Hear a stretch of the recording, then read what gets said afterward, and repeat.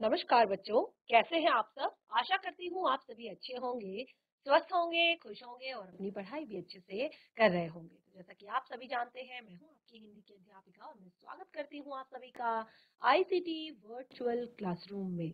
और आज हम यहाँ पर एकत्रित हुए हैं पढ़ने के लिए क्लास 11th की हिंदी। क्लास 11th की हिंदी में हमने अपने लास्ट सेशन में अपनी आरोह पाठ्य पुस्तिका भाग 1 का पाठ 9 और 10 जो कि हमारे दोनों ही चैप्टर काव्य खंड से लिए गए हैं। तो पाठ 9 और 10 हमने यहाँ पर पढ़ लिया है। दोनों पाठों से जुड़े हुए आपके प्रश्नोत्तर भी हमने यहाँ पर कंप्लीट कर लिए हैं और आज हम पढ़ने जा रहे हैं यहाँ पर आपकी आरोह पाठ्य पुस्तिका भाग 1 के गद्य खंड से। देखिए, गद्य खंड और काव्य खंड में अंतर मैंने आप लोगों को बता दिया था कि क्या कुछ लिखा जाता है आपके गद्य खंड में और क्या कुछ आता है आपके काव्य खंड में। तो गद्य खंड में आपका आता है कहानी और आपके लेख, आपका निबंध, आपका संस्मरण, आपका यात्रा वृतांत और बहुत सारी चीजें। तो यहाँ पर हम एक जो ये लेख यहाँ पर पढ़ रहे हैं, मुंशी प्रेमचंद्र जी की एक कहानी जो हम पढ़ रहे हैं जिसका नाम है नमक का दरोगा। ये आपका फर्स्ट चैप्टर है और आपकी आरोह पाठ्य पुस्तिका का पहला पाठ ये है जिसके जो लेखक है वो है प्रेमचंद्र जी। तो पाठ बहुत ही ज्यादा इंटरेस्टिंग है और साथ ही आपको एक सीख भी लास्ट में देता है। और देखिए, यहाँ पर हमेशा हमारी एक जो सीख है कि अच्छाई की हमेशा जीत होती है। तो यहाँ पर अच्छाई और बुराई दोनों चीजों को दिखाया गया है, लेकिन जीत हमेशा अच्छाई की होती है, वो आपको यहाँ पर बताया गया है। तो चैप्टर देखिएगा, बहुत ही ज्यादा इंटरेस्टिंग है और किस तरह से जो समाज में एक तरह से चलन है घूसखोरी का या एक तरह से भ्रष्टाचार जो समाज में है उसको यहाँ पर काफी दिखाने की कोशिश की गई है प्रेमचंद्र जी द्वारा। तो ये चैप्टर काफी ज्यादा इंटरेस्टिंग है और काफी एक तरह से सामान्य तरीके से सरल तरीके से यहाँ पर मुंशी प्रेमचंद्र जी ने आपको यहाँ पर काफी सारी चीजें बताने की कोशिश की है। तो चलते हैं, स्टार्ट करते हैं अपने चैप्टर को।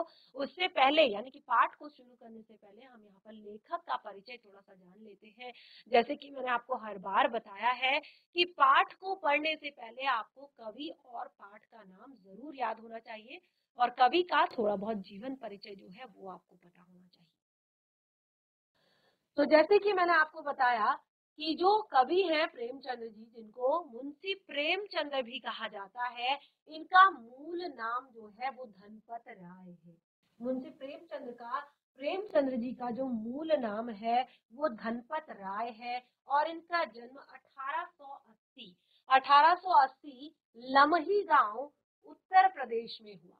इनकी जो प्रमुख रचनाएं हैं वो है सेवा सदन, प्रेमाश्रम, रंगभूमि, निर्मला, कायाकल्प, गबन, कर्मभूमि, गोदान, ये सब इनके उपन्यास हैं। ये क्या है?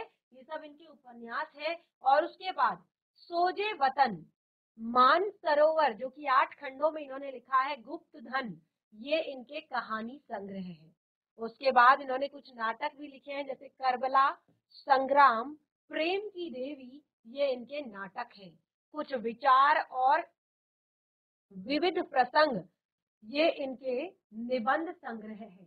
तो यहाँ पर मुंशी प्रेमचंद्र जी का ये थोड़ा सा जो जीवन परिचय है, छोटा सा, जैसे उनका जन्म से लेकर उनके मूल नाम से लेकर और उनकी रचनाओं से लेकर और अंत में उनकी मृत्यु 1936 में उनकी मृत्यु हुई। तो देखिए, प्रेमचंद्र जी हिंदी कथा साहित्य के शिखर पुरुष माने जाते हैं। प्रेमचंद्र जी की जो रचनाएं हैं, आपने देखा होगा कि बच्चों से लेकर बड़ों से लेकर सबके लिए बहुत अच्छी मानी जाती है और एक तरह से काफी अच्छे शिखर पुरुष माने जाते हैं साहित्य के। और इनका बचपन जो है बहुत ज्यादा अभावों में बीता और इन्होंने अपनी स्कूली शिक्षा पूरी की और पारिवारिक समस्याओं के कारण जैसे तैसे इन्होंने बीए तक की पढ़ाई की। अंग्रेजी में एमए करना चाहते थे, लेकिन जीवन व्यापन के लिए इन्हें नौकरी करनी पड़ी और इस तरह से उसके बाद ये महात्मा गांधी जी के असहयोग आंदोलन में सक्रिय हो गए और उसके बाद तो इन्होंने उस नौकरी से भी त्याग पत्र दे दिया। तो इस तरह से यहाँ पर वो अपनी पत्नी शिवरानी देवी के साथ अंग्रेजों के खिलाफ आंदोलनों में हिस्सा लेते रहे बहुत सारे। इसलिए आप उनकी जब भी रचनाएं देखेंगे यहाँ पर तो काफी सारी चीजें यहाँ पर उनकी रचनाओं में ऐसी हैं जो उस टाइम पे अंग्रेजों के खिलाफ, क्योंकि उस टाइम पे जो कवि हुआ करते थे, लेखक हुआ करते थे, वो भी एक तरह की क्रांति थी कि लोग अपने अपने तरह से उसका विरोध करते थे, ब्रिटिश शासन का विरोध करते थे। तो उनकी रचनाओं में काफी सारी चीजें यहाँ पर दिखती हैं इस तरह की। और यहाँ पर काफी बड़ा इनका जीवन परिचय दिया गया है, काफी सारी बातें इनके जीवन के बारे में दी गई है, इनकी रचनाओं के बारे में दी गई है। तो इनको आप अपनी पाठ से पढ़ें, अपनी पाठ्य पुस्तिका से पढ़ें। तो देखिए यहाँ पर जो आपको ये कहानी दी गई है, नमक का दरोगा, ये क्या है, इसका प्रथम प्रकाशन हुआ था 1914 में। ये प्रेमचंद जी की एक बहुचर्चित कहानी है, बहुत ही ज्यादा चर्चित जो कहानी हुई है वो आपको यहाँ पर दी गई है।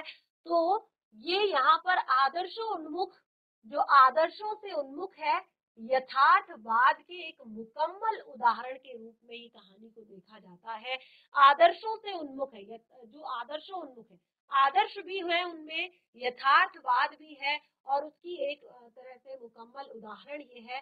तो यहाँ पर एक कहानी में आए हुए एक मुहावरे को यदि हम ले लें तो यह धन के ऊपर धर्म की जीत की कहानी है, कि धन के ऊपर, धन यानी कि एक तरह से अगर वो धन गलत तरीके से कमाया जा रहा है, गलत तरीके से उसको अगर एकत्रित किया जा रहा है तो वो तरीका गलत है, यानी कि वो अधर्म है। तो यहाँ पर अधर्म की को एक तरह से अधर्म के ऊपर धर्म की जीत यहाँ पर बताया है एक मुहावरे के हिसाब से।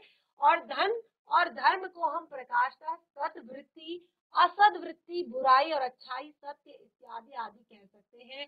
कहानी में इसका प्रतिनिधित्व कर रहे हैं क्रमशः पंडित आलोपीदीन, मुंशी बंसीधर नामक पात्रों ने किया है। ईमानदारी कर्मयोगी मुंशी बंसीधर को खरीदने में असफल होने के बाद पंडित आलोपीदीन अपने धन की महिमा का उपयोग कर उन्हें नौकरी से ही मुअत्तल करा देते हैं। देखिए, पहले वो उन्हें प्रलोभन देते हैं, पहले वो उन्हें लालच देते हैं, और जब लालच में वो नहीं फंसते तो वो अपने उसी धन के कारण उन्हें नौकरी से ही निकलवा देते हैं। और लेकिन अंततः सत्य के आगे उनका सिर झुक जाता है और वो सरकारी महकमे से बर्खास्त बंसीधर को बहुत ऊंचे वेतन भत्ते के साथ अपनी सारी जायदाद का स्थायी मैनेजर नियुक्त करते हैं और गहरे अपराध बोध से भरी हुई वाणी में निवेदन करते हैं कि परमात्मा से यही प्रार्थना है कि वो आपको सदैव वही नदी के किनारे वाला बुमरोवत उद्दंड किंतु धर्मनिष्ठ दरोगा बनाए रखे। तो लास्ट में हमने क्या कहा कि लास्ट में हमेशा जीत धर्म की हुई है, अधर्म की जीत नहीं कभी होती है। भले ही अधर्म काफी आगे निकल जाए, काफी चीजें कर सकता है, काफी गलत तरीकों से काम कर सकता है, लेकिन जीत हमेशा सत्य की होती है, धर्म की होती है, ऐसा इस कहानी में हमें बताया है। काफी ज्यादा इंटरेस्टिंग है, देखिए कैसे कैसे आगे बढ़ती है ये कहानी। इसको हम पढ़ते हैं, तो शुरू करते हैं अपनी कहानी को। नमक का दरोगा पाठ पढ़ना। तो यहाँ पर जो मुंशीधर जी हैं वो क्या है, इस कहानी के पात्र हैं, और भी बहुत सारे पात्र हैं इस कहानी में, वो आप आगे पढ़ेंगे। तो देखिए, दो लोगों के बीच में ये कहानी घूम रही है, पंडित जो आलोपीदीन और मुंशी बंसीधर। ठीक है, तो जब नमक का नया विभाग बना और ईश्वर प्रदत्त वस्तु के व्यवहार करने का निर्देश हुआ तो लोग चोरी छिपे इसका व्यापार करने लगे। ठीक है, अब एक तरह से जब नए नमक का एक तरह से विभाग बना, नमक का एक विभाग बन गया नमक के लिए, और उसके बाद जो ईश्वर प्रदत्त वस्तु, ईश्वर प्रदत्त वस्तु यानी कि जो हमें भगवान से प्राप्त है, ईश्वर से हमें जो ये प्राप्त वस्तु है के व्यवहार का निर्देश हो गया, यानी कि अब इसका तरीके से इसका व्यापार होगा, तरीके से इसको बेचा जाएगा, तरीके से इसके ऊपर काम किया जाएगा। तो अब लोग चोरी छिपे भी इसका व्यापार करने लगे, क्योंकि इससे क्या होता है, आपने देखा होगा कि बहुत सारी चीजें ब्लैक में यानी कि चोरी छिपे की जाती है और उसमें मुनाफा क्या होता है, बहुत ज्यादा होता है। ठीक है, क्योंकि वो जरूरतमंद लोगों को, जो जिनको बहुत ज्यादा नीड है, उनको ये पहुंचाया जाता है, और इससे क्या होता है कि वो कितने भी पैसों में आपको वो चीजें देने के लिए, आपसे वो चीजें लेने के लिए तैयार रहते हैं। तो चोरी छिपे इसका व्यापार किया जाने लगा। अनेक प्रकार के छल प्रपंचों का सूत्रपात हुआ, क्योंकि जहां पर एक तरह से अब कोई चीज गलत होने लगती है, अब एक झूठ अगर कहीं पर हो गया है तो उस झूठ को छिपाने के लिए फिर 100 झूठ और बोलने पड़ते हैं। अब चोरी छिपे इसका व्यापार हो रहा था, तो उसके लिए बहुत सारे छल प्रपंच भी हो रहे थे, बहुत सारे अलग अलग तरह से छल किया जा रहा था। तो कोई घूस से काम निकाल रहा था, कोई चालाकी के से काम निकाल रहा था। अधिकारियों के पौ 12 थे, यानी कि अब अधिकारियों के भी बड़े मजे आ रहे थे, क्योंकि अधिकारियों को भी कहीं पर झूठ का बोलबाला हो रहा था, कहीं पर क्या हो रहा था, घूसखोरी चल रही थी, घूस देकर काम चलाया जा रहा था। तो अधिकारी भी बड़े खुश थे। पटवारी नगर का सर्व सम्मानित पद छोड़ छोड़कर लोग इस विभाग की बरकंदाजी, देखिए जो एक तरह से जो पटवारी गिरी बहुत सारी, क्योंकि पटवारी गिरी का सर्व सम्मानित जो पद है, उस टाइम पे पटवारी एक सर्व सम्मानित पद हुआ करता था। तो पटवारी गिरी का सर्व सम्मानित पद छोड़कर लोग इस विभाग में जाना चाहते थे। इस विभाग की बंदरकाजी यानी कि बदर का कंदाजी करना चाहते थे, क्योंकि वहां पर पैसा बहुत अच्छा था। ठीक है, इसके दरोगा पद के लिए तो वकीलों का भी जी ललचा जाता था। यानी कि इस विभाग में अगर दरोगा बनना है तो वहां पर तो वकीलों का भी दिल ललचा जाता था कि यहाँ तो अच्छा खासा मोटा पैसा है और यहाँ घूस लेकर काफी अच्छा कमाया जा सकता है। वह समय था जब अंग्रेजी शिक्षा और ईसाई मत को लोग एक ही वस्तु समझते थे। ये उस समय का टाइम था जब ईसाई शिक्षा को, अंग्रेजी शिक्षा और ईसाई मत को, जो अंग्रेजी शिक्षा जो अंग्रेज देते थे और ईसाई मत जो चल रहा था उसको दोनों लोग एक जैसा समझते थे। दोनों लोगों को लगता था कि ये दोनों एक ही चीज है। फारसी का प्राबल्य था, जो फारसी भाषा, उर्दू जो भाषा है, फारसी भाषा जो है उसका प्राबल्य था। प्रेम की कथाएं और श्रृंगार रस के काव्य पढ़कर फारसीधा लोग सर्वोच्च पदों पर नियुक्त हो जाया करते थे, क्योंकि उस टाइम पे जो एक तरह से फारसी भाषा का बहुत ज्यादा प्रचलन था। तो जो फारसीदा लोग होते थे वो क्या करते थे, फारसीदा श्रृंगार रस पढ़ते थे, कथाएं पढ़ते थे, कविताएं पढ़ते थे और उससे क्या करते थे, पढ़ाई करके वो सर्वोच्च पदों को हासिल कर लेते थे। मुंशी बंशीधर भी जुलेखा की विरह कथा समाप्त करके मजनू और फरहाद के प्रेम वृतांत को नल और नील की लड़ाई और अमेरिका के आविष्कार से अधिक महत्व की बातें समझते हुए रोजगार की खोज में निकले। अब देखिए यहाँ पर जो पंडित जो मुंशी बंशीधर थे, उन्होंने भी जुलेहा की विरह कथाएं समाप्त की, मजनू और फरहाद के प्रेम वृतांत को और नल नील की लड़ाई को और अमेरिका के आविष्कार से अधिक महत्व की बातें समझते हुए उनको लगा कि अब कुछ जो है, पढ़ाई तो बहुत हो गई, अब इससे हमें कुछ और भी करना है, यानी कि नौकरी भी करनी है, रोजगार भी कुछ करना है। उनके पिताजी एक अनुभवी पुरुष थे, उनके जो पिताजी थे वो एक अनुभवी पुरुष थे, काफी अच्छा उनको अनुभव था जीवन का, काफी चीजें उन्होंने अपने जीवन में की थी।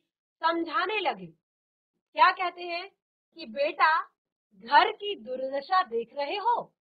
आप देखिए, क्योंकि वो पढ़ाई में लगे हुए थे, लेकिन उनके पिताजी ने फिर उन्हें समझाया, कहा कि बेटा घर की दुर्दशा देख रहे हो, ऋण के बोझ से दबे हुए हैं, यानी कि कर्ज में डूबे हुए हैं, लड़कियां हैं घास फूस की तरह बढ़ती जा रही है। यानी कि उनकी जो बहनें हैं, उनकी जो बहनें हैं, उनके विषय में उनके पिताजी ने कहा कि एक तो तुम घर की हालत देखो और दूसरा हमारे ऊपर कितना ऋण है, कितना कर्जा है उसको देखो, और दूसरा याद देखो घर में जो बहनें हैं तुम्हारी लड़कियां हैं वो जैसे घास फूस बढ़ता है ना, हर दूसरे दिन बड़ा हो जाता है, बिल्कुल उसी की तरह बढ़ रही है।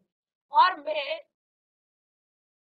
कगारे पर का वृक्ष हो रहा हूँ, न मालूम कब गिर पड़ूं। मैं कगारे पर का वृक्ष हो रहा हूँ, मैं ऐसे जैसे किनारे पर का वृक्ष है, ऐसा वृक्ष में हो गया हूँ, यानी कि मैं वृद्ध हो गया हूँ और न जाने में कब गिर पड़ूं, यानी कि कब मैं मृत्यु को प्राप्त हो जाऊं। न मालूम अब तुम्हें ही घर का मालिक मुख्तार हो, यानी कि अब तुम ही इस घर के मालिक मुख्तार हो, अब तुम्हें ही ये घर चलाना है, तो उसके लिए तुम्हें नौकरी करनी पड़ेगी, अपनी बहनों का विवाह करना है, घर का कर्ज उतारना है, और घर को खाने पीने की व्यवस्थाओं से लेकर सब चीज तुमने यहाँ पर सुनियोजित करना है।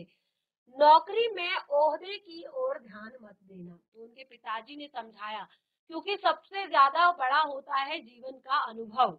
तो उनके पिताजी को जीवन का अनुभव अभी तक काफी हो चुका था, तो उन्होंने कहा कि नौकरी में ओहदे को की तरफ ध्यान मत देना कि तुम्हारा ओहदा क्या है, किस तुम ये मत सोचना कि मैं किस ओहदे पर हूँ, क्योंकि अभी तुम्हारे परिवार को, अभी तुम्हारे घर को पैसों की और तुम्हारी नौकरी की बहुत ज्यादा जरूरत है। तो तुम अभी ये मत सोचना कि मैं किस पद पर हूँ। यह तो पीर का मजार है, निगाह चढ़ावे और चादर पर रखनी चाहिए। अब देखिए, उनके पिताजी भी काफी अनुभवी है, जैसे कि मैंने बताया। तो उन्होंने कहा कि तुम यहाँ पर पद पद पर ध्यान मत देना कि तुम कौन से पद पर हो, कि ये तो क्या है, जो औहदा है, ये तो एक पीर की मजार है। ये औधा तो केवल पीर की मजार है, निगाह तो हमेशा उस पर चढ़ाए जाने वाले चढ़ावे और चादर पर रखनी चाहिए कि कितना चढ़ावा चढ़ रहा है, कितनी चादर बड़ी है, कितनी चादर अच्छी है। तो यानी कि उनके पिताजी ने कहा कि औहदे से फर्क नहीं पड़ता, तुम्हारी इनकम कितनी है, तुम कमाते कितना हो, तुम्हारी एक्स्ट्रा इनकम कितनी है, उस पर हमेशा ध्यान देना है। ऐसा काम ढूंढना जहां पर ऊपरी आय हो। उनके पिताजी ने शुरू में ही ये बताया कि काम करना, लेकिन ऐसा करना जहां पर ऊपरी आय हो, क्योंकि उन्होंने कहा था कि ये क्या है, एक नौकरी तो एक पीर की मजार है, केवल और केवल मजार है, लेकिन निगाह हमेशा चढ़ावे और चादर पर, यानी कि जो वेतन मिलेगा वो कुछ नहीं है, नौकरी से जो वेतन मिलता है उससे कुछ नहीं होगा, वो तो केवल पीर की मजार है। जो असल चीज है वो है चढ़ावा, यानी कि ऐसी जगह पर तुम नौकरी करना जहां पर ऊपरी आय हो, नौकरी के अलावा भी एक्स्ट्रा तुम्हारी इनकम हो। तो मासिक वेतन तो पूर्णमासी का चांद है, जो एक दिन दिखाई देता है और घटते घटते लुप्त हो जाता है। तो उनके पिताजी ने अपने जीवन के अनुभवों को शेयर करते हुए कहा कि जो मासिक वेतन होता है, जो महीने में हमें सैलरी मिलती है, महीने का जो हमारा पैसा होता है, मासिक वेतन जो होता है, वो पूर्णमासी के चांद का जैसा होता है। यानी कि आज आ गया, आज वेतन आया तो आज हमें दिखा, पूरा पूरा दिखा, लेकिन जिस तरह से ये चंद्रमा जो है धीरे धीरे घटता जाता है और एक दिन पूर्ण अमावस्या की रात आ जाती है, तो बिल्कुल उसी तरह से ये भी क्या होता है, घटते घटते एक दिन लुप्त हो जाता है। लेकिन ऊपरी आय तो बहता हुआ स्रोत है। उन्होंने कहा कि जो ऊपरी आय होती है, ये तो बहता हुआ स्रोत है, कि आज तुम्हें पैसों की जरूरत है, आज कहीं से 10 आ गए, कल कहीं से 20 आ गए, कल कहीं से 30 आ गए, तो ये बहता हुआ स्रोत है और इसी से सदैव प्यास बुझती है। यानी कि तुम्हारी जो डेली की जरूरतें होंगी वो इसी से पूरी होंगी। वेतन मनुष्य देता है, इससे उसमें वृद्धि नहीं होती। उन्होंने कहा कि जो वेतन होता है, जो तनख्वाह होती है, ये तो तुम्हें एक आदमी देता है और इसीलिए इसमें कोई भी वृद्धि नहीं होती। और ऊपरी आमदनी जो है, जो ऊपरी आमदनी है, वो ईश्वर देता है, वो भगवान देता है, कि भगवान ने तुम्हारे लिए कितना रखा है, वो तुम्हें कितना दे सकता है, वो तुम्हें कितना लायक समझता है। तो ऊपरी इनकम तो भगवान देता है और उसी में क्या है, बरकत भी होती है। उसी में क्या होती है, बरकत होती है। तुम स्वयं विद्वान हो, तुम्हें क्या समझाऊं, तुम तो पढ़े लिखे हो, विद्वान हो, तुम्हें क्या समझाऊं। तो यहाँ पर उन्होंने अपने बेटे को इस तरह से समझाया और उन्होंने कहा इस विषय के लिए बड़े विवेक की आवश्यकता होती है, बड़ी बुद्धि की जरूरत होती है। मनुष्य को देखो, उसकी आवश्यकता को देखो, अवसर को देखो, उसके उपरांत जो उचित समझो वो करो। तो देखिए, यहाँ पर उनके पिताजी ने उन्हें पूरा तैयार कर दिया था घूस लेने के लिए, ऊपरी आय के लिए, ऊपरी इनकम के लिए। उन्होंने कहा कि ये तो ईश्वर की देन होती है और बरकत भी इसी में होती है, और तुम तो बड़े विद्वान हो, समझदार हो, बहुत ज्यादा तुम्हें कहना नहीं है, और इसके लिए बहुत ज्यादा दिमाग की जरूरत होती है। कहीं पर भी आपने कुछ ऐसा वैसा नहीं करना है, आपने पहले उस आदमी को देखना है, उसकी नीड को देखना है, जरूरत को देखना है कि उसको कितनी जरूरत है और उस अवसर को देखना है कि यह क्या समय सही है इस काम को करने का, और उसके बाद जो तुम्हें उचित लगता है वो करो। गजर वाले आदमी के साथ कठोरता करने में लाभ ही लाभ है। जो जरूरतमंद आदमी होता है उसके साथ कठोरता थोड़ा सा अगर कर ली तो लाभ ही लाभ होता है, लेकिन बेगरज को दांव पर पाना जरा कठिन है। जिसको जरूरत नहीं है उसको, जिसको बहुत ज्यादा नीड है, गरज वाले यानी कि जिसको बहुत ज्यादा जरूरत है, अगर आप उसके साथ थोड़ा सा कठोरता, मैं नहीं दूंगा या मैं नहीं कर पाऊंगा, अगर आप कह देंगे तो ये कठोरता उसके साथ चल जाएगी, वो आपको इसके और बदले कुछ देगा। लेकिन जो बिना गरज वाला आदमी है यानी कि जिसको जरूरत नहीं है, उसको दांव पर पाना यानी कि उससे ये सारी चीजें करवाना थोड़ा सा कठिन है। इन बातों में निगाह बांध लो और यह मेरी जन्म भर की कमाई है। अब देखिए उनके पिताजी ने जो उन्हें सीख दी थी, ये सोचकर इस उपदेश के बाद पिताजी ने आशीर्वाद दिया और बंसीधर तो आज्ञाकारी पुत्र थे, ये बातें ध्यान से सुनी और तब से घर से चल खड़े हुए और इस विस्तृत संसार में उनके लिए धैर्य अपना मित्र था, सुबुद्धि और पथ प्रदर्शक आत्म अवलंबन ही अपना सहायक था। और लेकिन वो चले थे अच्छे शकुन से। देखिए शकुन क्या होता है, देखिए आपने देखा होगा कई बार जब हम घर से जाते हैं या कोई शुभ काम हम कर रहे होते हैं तो क्या होता है कि हम शकुन अपशकुन देखते हैं, यानी कि हम देखते हैं कि क्या चीजें यहाँ पर जो है वो अच्छा कर सकती है, पॉजिटिव वाइब्स लाएंगी, सकारात्मकता लाएंगी, और क्या चीजें नकारात्मक लाएंगी। जैसे हमने कहा अगर हम घर से निकलते हैं रास्ते में अगर बिल्ली ने रास्ता काट दिया, बहुत सारी कहावतें जो है प्रचलित है समाज में कि रास्ते में अगर बिल्ली ने रास्ता काट दिया तो वो अपशकुन होता है, आपने सुना होगा बड़े बुजुर्गों को, ठीक है। या अगर हम कहते हैं कि जाते वक्त हमने कहीं पर अगर खाली बाल्टी खाली बर्तन कोई रखा है तो वो अपशकुन होता है। घर में कोई मेहमान आ रहा है, अगर आपने सामने खाली बाल्टी बर्तन रखा है तो वो अपशकुन होता है, वहां पर कलश भर के रखा जाता है। तो ये सारी चीजें, बहुत सारी कहावतें, बहुत सारी चीजें जो है प्रचलित है समाज में।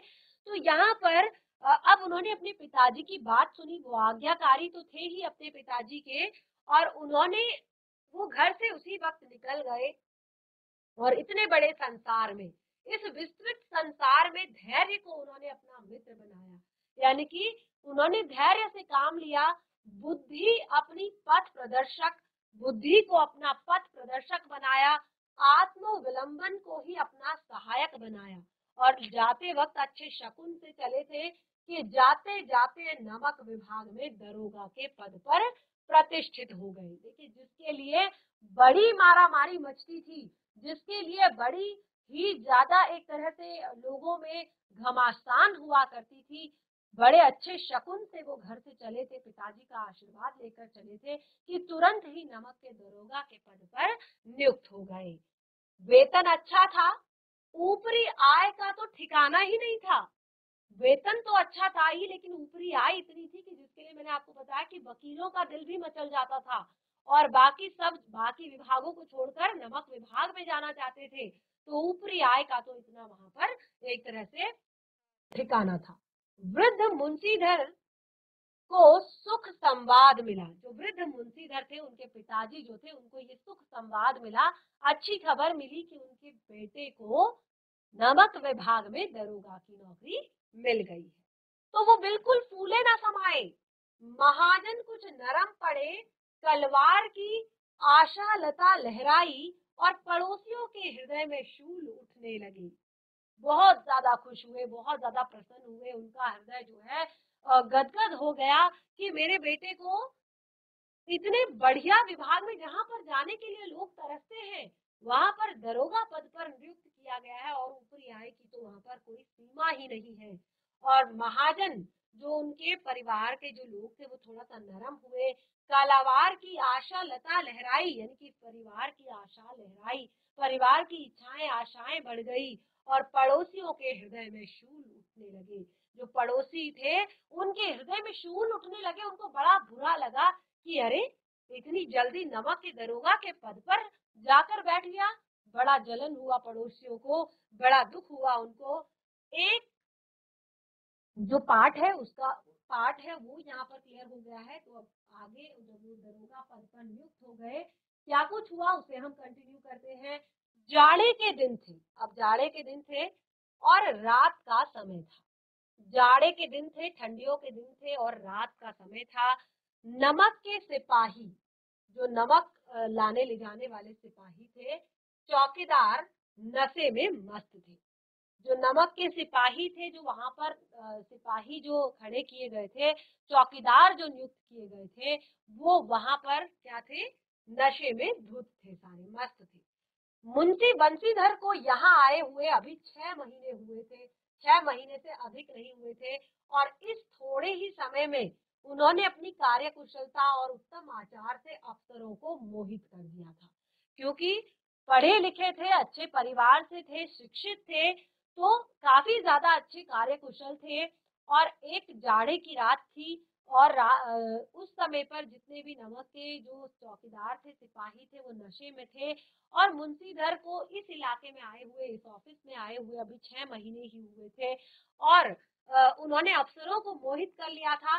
और अफसर लोग उन पर बहुत ज्यादा विश्वास करने लग गए थे, अफसर लोग भी उन पर बहुत ज्यादा विश्वास करने लग गए थे। नमक के दफ्तर से 1 मील पूर्व की ओर जमुना बहती थी।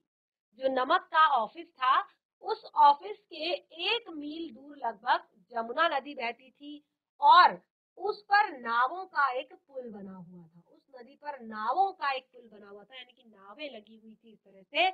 और दरोगा जी किवाड़ बंद किए मीठी नींद सो रहे थे।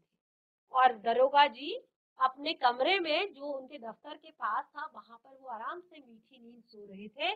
अचानक आंख खुली तो नदी के प्रवाह की जगह गाड़ियों की गड़गड़ाहट और मल्लाहों का कोलाहल सुनाई दिया। अब अचानक जब उनकी आंख खुली रात को, तो उनको, क्योंकि नदी 1 मील दूरी पर ही थी, बहुत ज्यादा कोलाहल था नदी का, तो आज उस कोलाहल की जगह वहां पर गाड़ियों की गड़गड़ाहट सुनाई दे रही थी।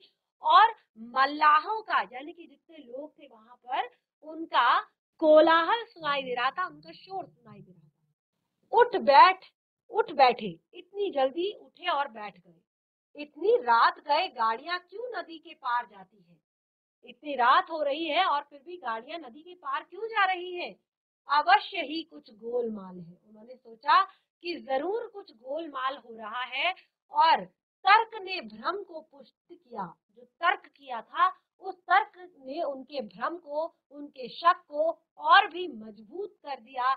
और वर्दी पहनी, तमचा जेब में रखा और बात की बात में घोड़ा बढ़ाए हुए पुल पर पहुंचे।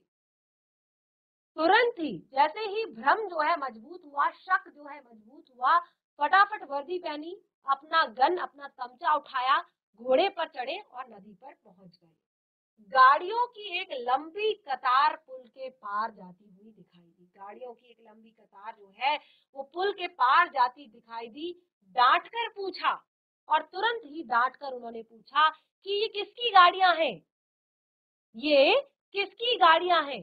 तो आज हमने यहाँ पर बंशीधर जी के विषय में जो चीजें पढ़ी हैं, काफी अच्छी हमें अभी तक यहाँ पर लगी है। तो घर पर जाकर पाठ को एक बार इतना रिवाइज कीजिए। आगे टॉपिक को कंटिन्यू करेंगे कि क्या करते हैं बंशीधर जी इन गाड़ियों के जो मालिक है या इन गाड़ियों के साथ। तो चलिए, आज का सेशन हमारा यहीं पे समाप्त होता है। हम मिलेंगे अपने नेक्स्ट सेशन में, तब तक के लिए धन्यवाद। आपका दिन शुभ हो।